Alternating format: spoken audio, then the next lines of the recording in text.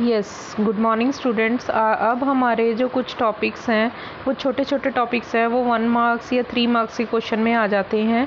General topics हैं unit 3 के of macro economics के, aggregate demand and aggregate supply के।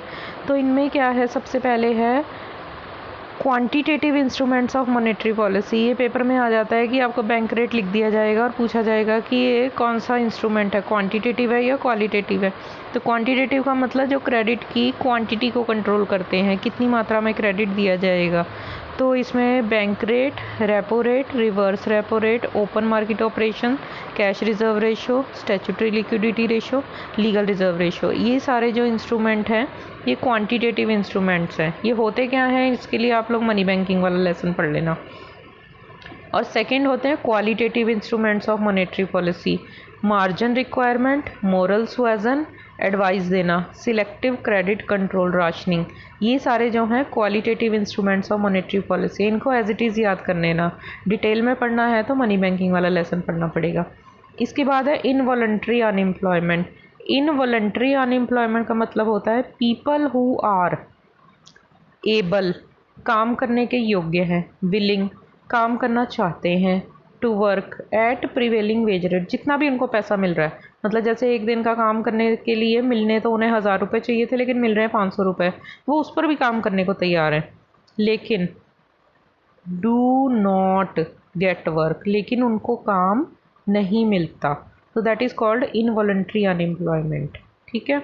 उसके बाद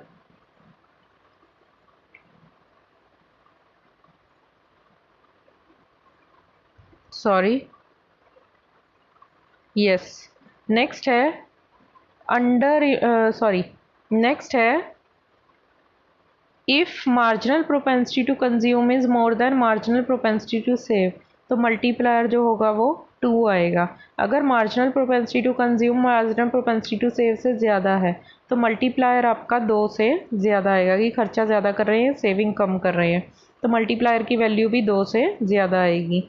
जैसे देखो, मान लो ये मैं समझा देती हूँ।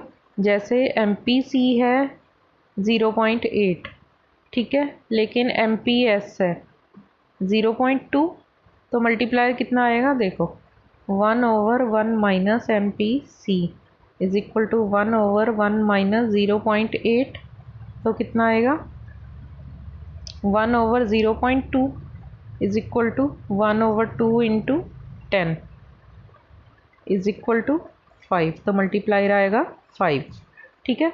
अगर MPC MPS से ज़्यादा है, अगर MPC कम है, देखो जैसे आप MPC मान लो, MPC है 0.2, लोग खर्चा कम कर रहे हैं, लेकिन MPS जो है फिर वो कितनी होगी 0.8।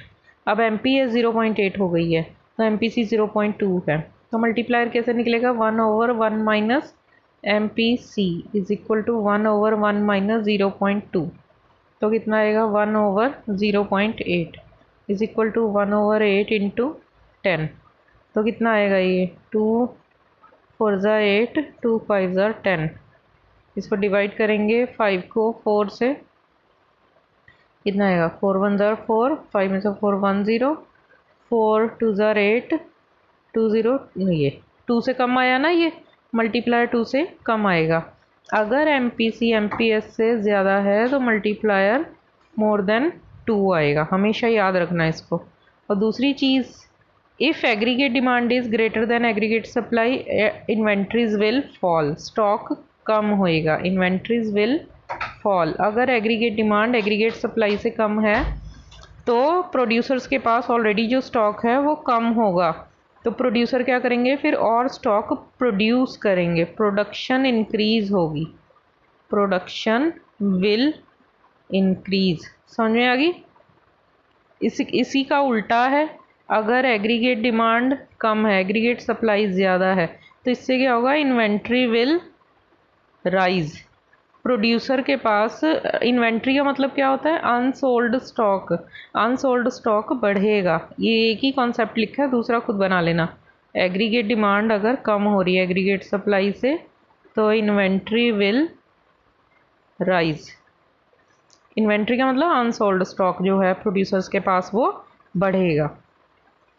और नेक्स्ट है under employment equilibrium. Under employment का मतलब एग्रीगेट डिमांड एग्रीगेट सप्लाई के बराबर है at level less than full employment level. सारे फैक्टर ऑफ प्रोडक्शन काम पे लगे नहीं हुए, कुछ बेरोजगारी भी है इकोनॉमी में, लेकिन फिर भी एग्रीगेट डिमांड जो है एग्रीगेट सप्लाई के बराबर है, मतलब बेरोजगारी के बावजूद भी।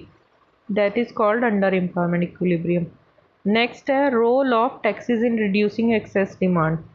कैसे टैक्सों के से जो है हम एक्सेस डिमांड या इन्फ्लेशनरी गैप को ठीक कर सकते हैं। टैक्सों को बढ़ाएंगे तो क्या होगा, पर्सनल डिस्पोजेबल इनकम कम हो जाएगी, reduction in private consumption expenditure, जब इनकम कम हो जाएगी तो खर्चा भी कम हो जाएगा, जिससे क्या होगा, एक्सेस डिमांड कम हो जाएगी। How to increase in government spending removes deficient demand. अब गवर्नमेंट खर्चा करती है, इससे inflationary gap deflationary gap, D से डेफिशिएंट है ना, डी से डिफ्लेशनरी गैप है, कैसे कम होगा। इंक्रीज इन गवर्नमेंट स्पेंडिंग से डेफिशिएंट डिमांड या डिफ्लेशनरी गैप कैसे कम होगा।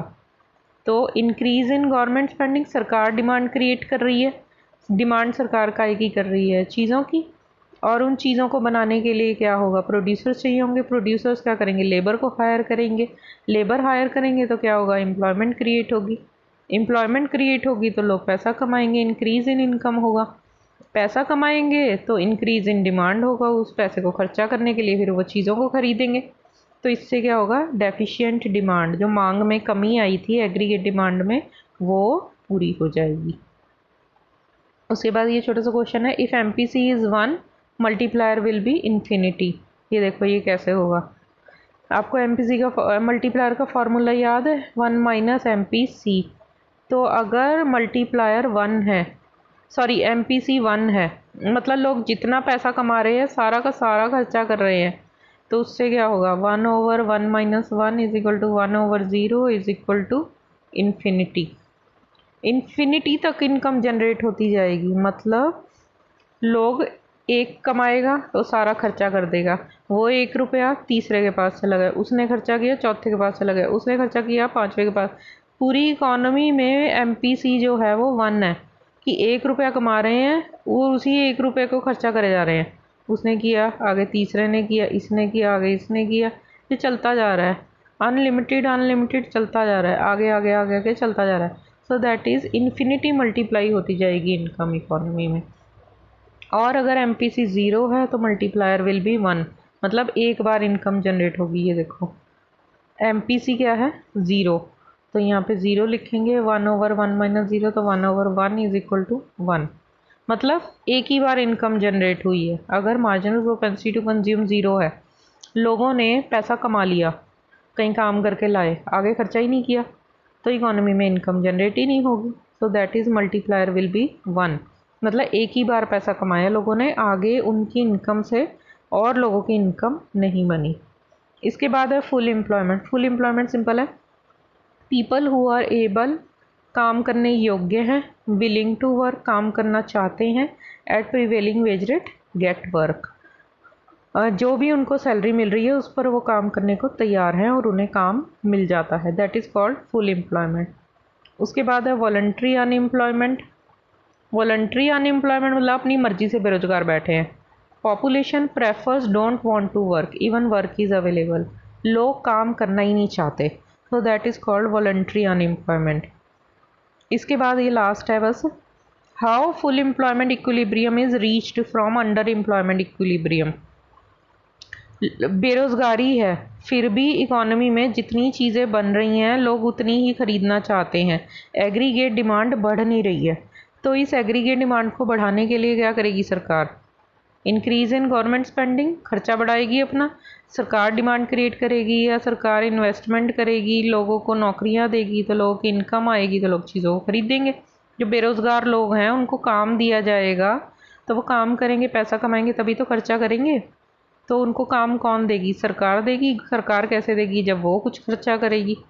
इसके बाद है बैंक रेट को कम कर देना, बैंक रेट को कम करेंगे तो लोग वही सारे मॉनेटरी पॉलिसी और बजटरी पॉलिसी के सारे पॉइंट्स जो हैं इसमें लगा देने हैं। इसमें तो 3 ही लिखे हैं, लेकिन आप लोग वो बजटरी पॉलिसी के 2 पॉइंट्स और मॉनेटरी पॉलिसी के 5 पॉइंट्स जो है मेन पॉइंट्स, उनको सबको मिला के लिख देंगे तो वो सारे पॉइंट्स आ जाएंगे इसमें। मतलब ये सोच लो कि इकोनॉमी में लोगों को चीज़ें खरीदने के लिए प्रेरित करना है।